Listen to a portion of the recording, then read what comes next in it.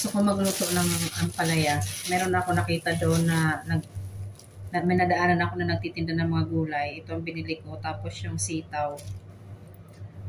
Yung sitaw, niluto ko na siya kahapon. Hindi na ako nag-video. Kasi mabilis lang yun.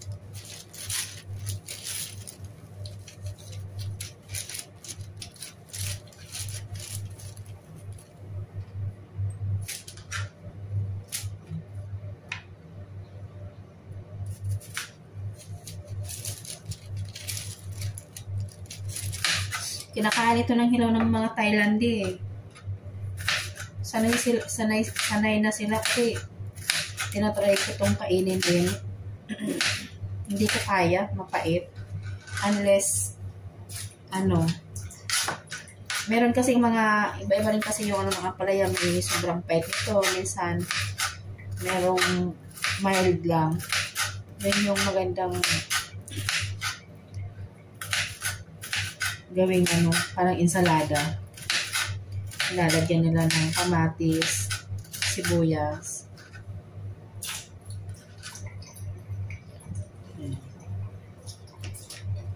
Siguro pag bagong yung fresh, bagong harvest, yun yung masarap. Pero ito kasi mga lamog na ito eh.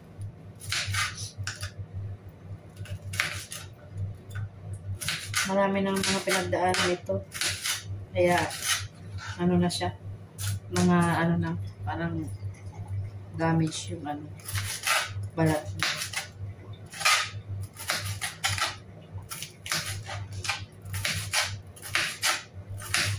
Bukasin ko na lang siguro ito, pero hindi ko sure kung kakasya sa lutuan ko. Doon ko na lang siguro sa rice cooker. Tapos, init-init na. Gusto ko kasi isahan ng luto. Ayoko nang mayat-mayan lang luluto. Kasi nakakatamad. Ako lang naman ang kakain.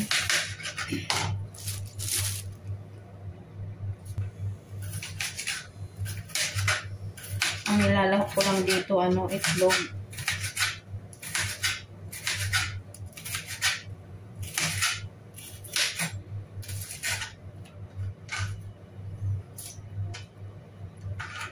So, i-chop lang natin lahat. Ang kailangan ko.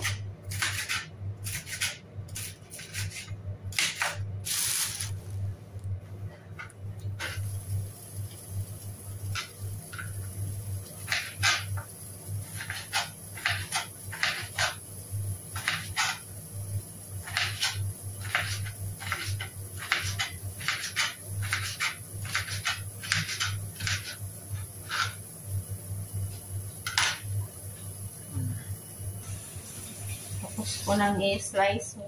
Gasan ko lang. Sana hindi ito mapait. Makapag mapait eh.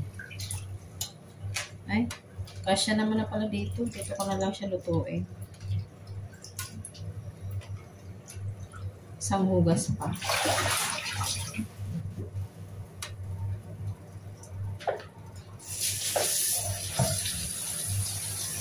Hugas pa para sure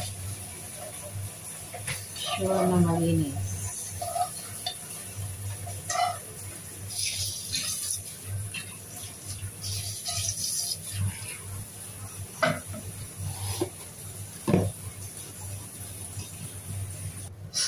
So, meron ako ditong leftover na kamatis, tapos sibuyas. So, gamitin ko na ito dito. Tapos, bawang.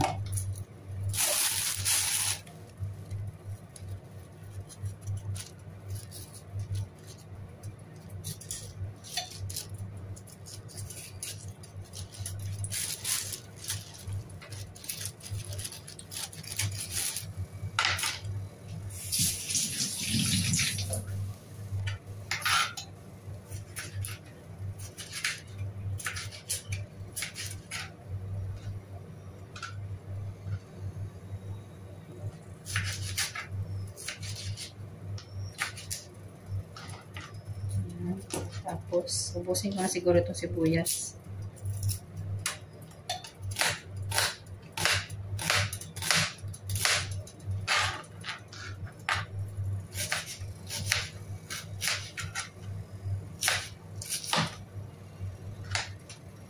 Tapos, bawang. Ito na yung kamatis, sibuyas, tapos bawang. Ready ko na din tong dalawang itlog lang ilalagay ko. Tapos, hugasan ko na din yung ampalaya.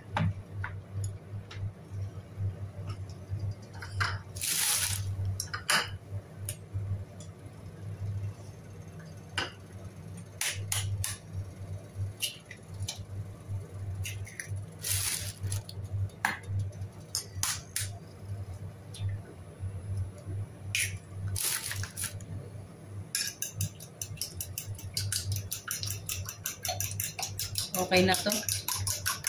Dalawang itlog lang. Mahalaga malasa siya. Bawiin ko na lang sa sa lasa.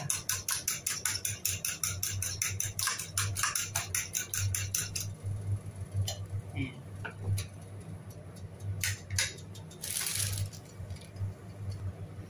Ito yung niluto ko kahapon na na sitaw.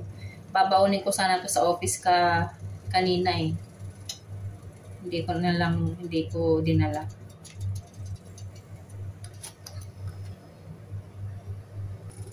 Gisin na natin ang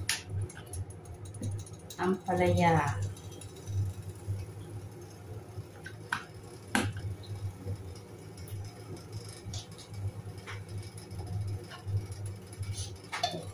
Ayan.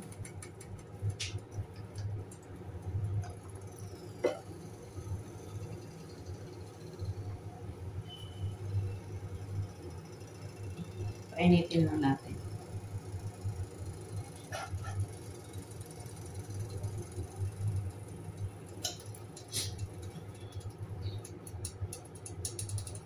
Okay na siguro yan.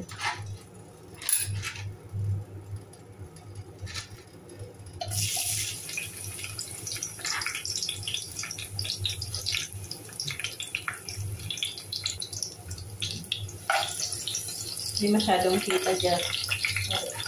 Pag masyado ko kasi binaba, matutumba eh. Kasi mabigat yung phone.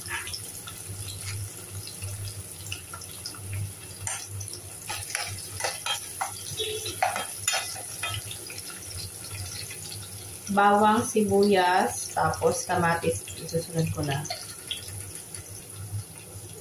Kamatis.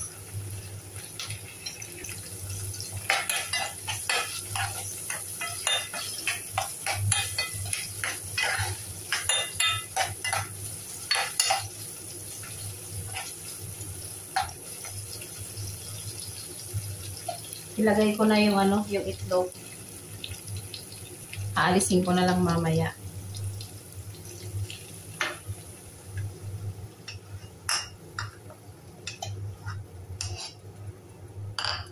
Luna ko na siyang ilagay kasi kung mamaya ko pa ito ilalagay, baka hindi siya mamuo. Kasi lang, halos puno to dito eh. Marami yung gulay.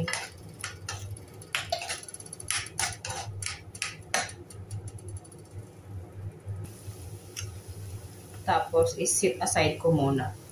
Tapos, panin ko muna siya. Mamaya ilalagay ko ulit.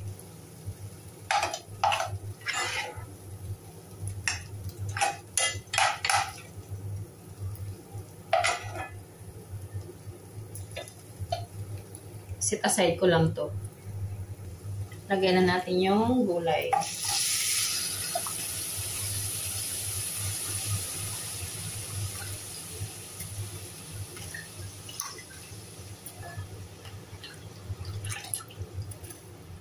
Puno kasi, kaya I doubt na maluluto yung yung bubuo yung itlog niya mamaya. Timplahan natin. Lagyan ko ng durog na paminta.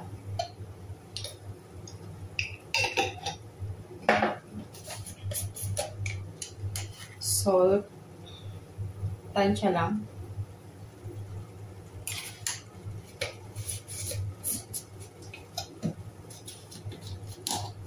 Wala akong magic sarap. MSG na lang.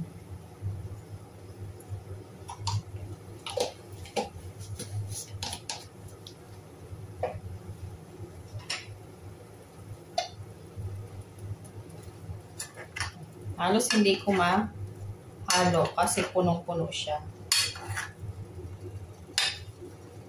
Mamaya naman, pag naano na ito, bababa. Bababa naman.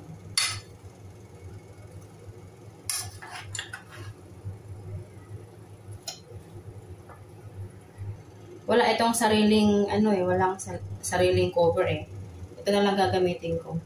Tapos babalikan ko mamaya after 10 to 15 minutes siguro, mga ganyan.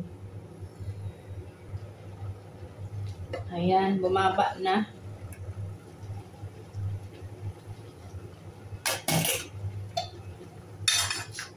Bumaba na siya.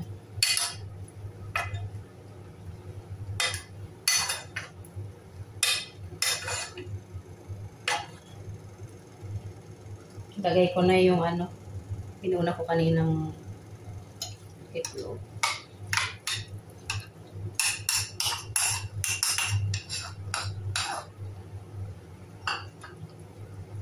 Malapit na tong maluto. 5 minutes na lang.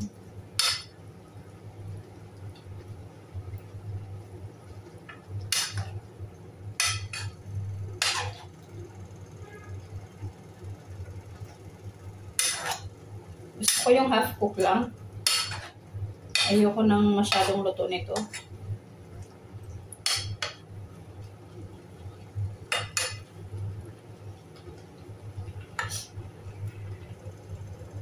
Luto na.